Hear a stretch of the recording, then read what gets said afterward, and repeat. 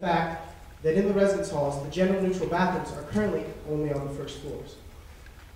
We are taking steps to work with housing very closely to bring this need up. We think that this is something that really does affect students.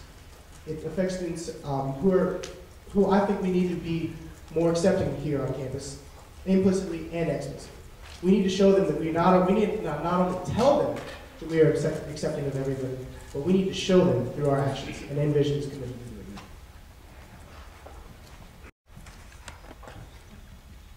I agree with Drew that there is a need for gender-neutral bathrooms on this campus, or at UNL. But as per state law, it is illegal for multiple sexes to be in a single bathroom at one point. With that being said, family restrooms is the only way to get around this by having multiple genders in one bathroom at the same time. Around campus, there are some gender-neutral bathrooms, like you said, and they're called family bathrooms. So there's family bathrooms or gender-neutral bathrooms.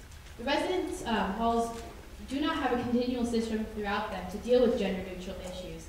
And by having gender-neutral restrooms in them would open up the dialogue to solving these problems. Fusion will advocate for there to be gender-neutral restrooms and facilities in the new buildings on the Innovation Campus to represent these students.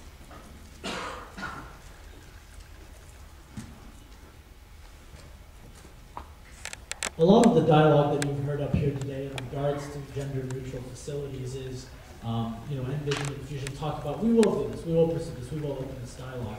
This is something where we already have experience in two areas. First of all, as far as the gender-neutral restrooms go, last year I was appointed to serve on the National Association of College and University Residence Halls Advocacy Committee.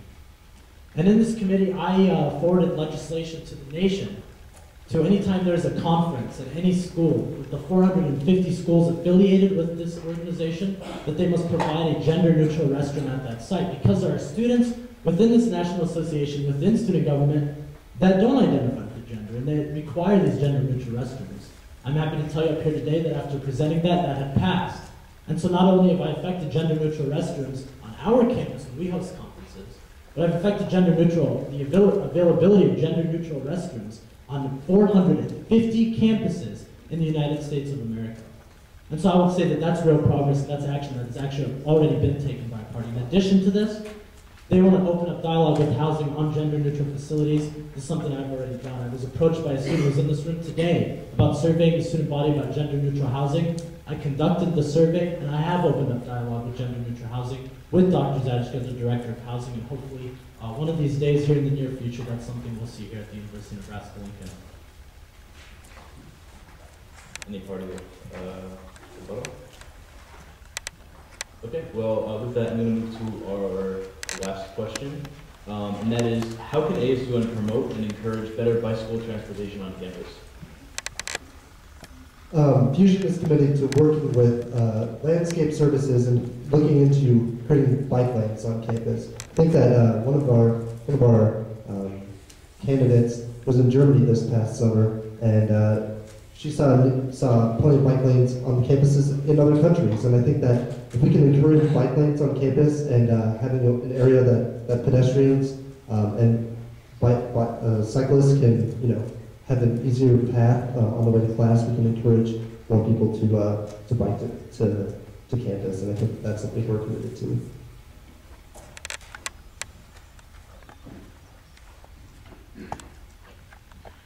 Well, my answer to this one is twofold. First of all, as far as exploring bike lanes, I think that's a good step. I would agree with Fusion on that. But what needs to be understood is that that's not going to necessarily create the usage of more bikers on campus. I know this personally, there are no bike lanes. I have been rocked by bikers passing by me on sidewalks, and I have certainly rocked others on my bike. And so that doesn't necessarily persuade students to not ride a bicycle on campus. What's going to persuade students to ride bicycles on campus is the availability of bicycles on campus. Something that I've been working on and doing a lot of research with, I've been working with some of my colleagues at the University of California, Irvine. And what they have is a bicycle program where they offer bicycles around their campus for students just to pick up. The process would be quite simple, actually, just encourage four things, and that is join the group, rent the bike, ride the bike, and return the bike. What would happen is that by paying into the system, students can choose to pay an additional fee that would be less than what a bike would cost. so that it would allow for the university to have capital available to purchase these bikes, and they'd be dispersed at different locations on campus. Then students in their own time can go, they can rent this bike, they can ride the bike to where they need to go, and then make sure that they return the bike within a certain time interval. And by doing this, by encouraging these programs that quite a few universities around the country actually do, from some of my research, we can then encourage the usage of bikes by people who don't actually have bikes. And that's how you get an increase in usage of bicycles and a decrease in usage, hopefully, of actual vehicles that do emit harmful chemicals into the environment.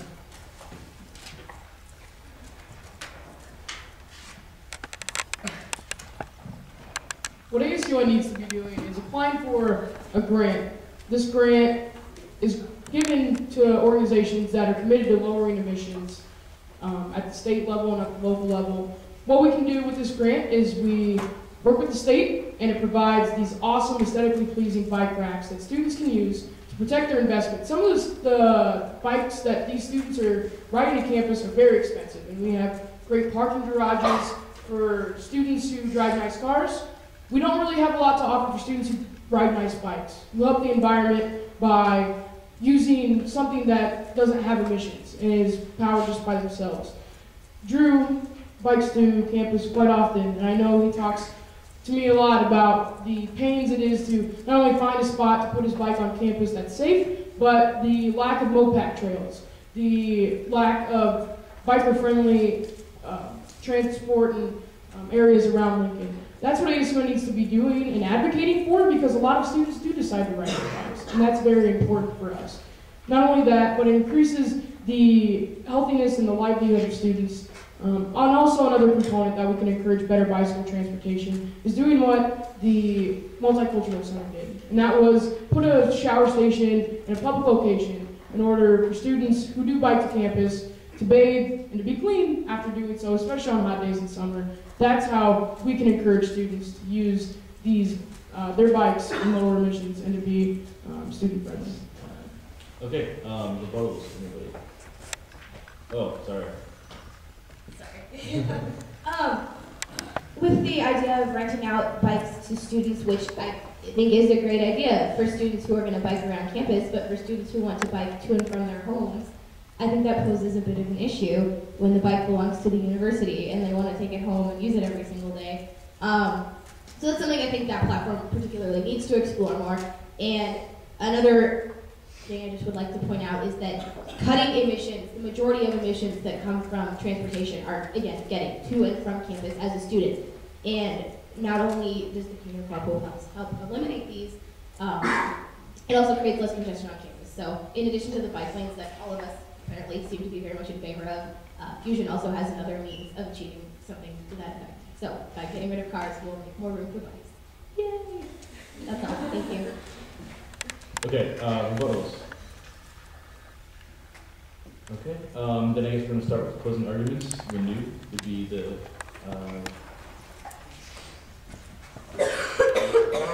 Well, first of all, on behalf of the Renew Party, I really would like to thank everyone for coming out today. I'd like to thank also the hosts of this event. I think this is certainly one of the most exciting elections campus has seen in a while, with 3 excellent groups, excellent student leaders before you today. And so the more debates, the better. The better to inform the students. I do encourage you guys to do your research on platforms and really make sure you guys place the right vote, because at the end of the day, and I know that there's been so much negative perceptions of ASUN in the past due to perceived inactivity, ASUN does do a lot for students, and that does need to be acknowledged.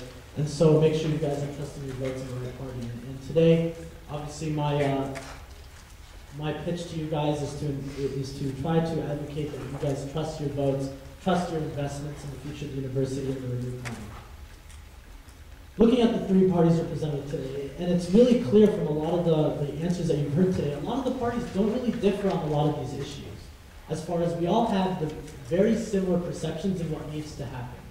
Where we differentiate ourselves from the other 2 is the means. When looking at the 3 parties, Envision and Fusion, they'll tell you what they want to accomplish down the road. They'll give you this very vague ideas of, well, improving sustainability, encouraging education. What the Renew Party presents you with today is we give you a step-by-step directive of exactly how we're going to accomplish these things. Look at our sustainability platforms. They tell you that they just want to increase recycling on campus. They want to encourage students to participate. We tell you that it's just money.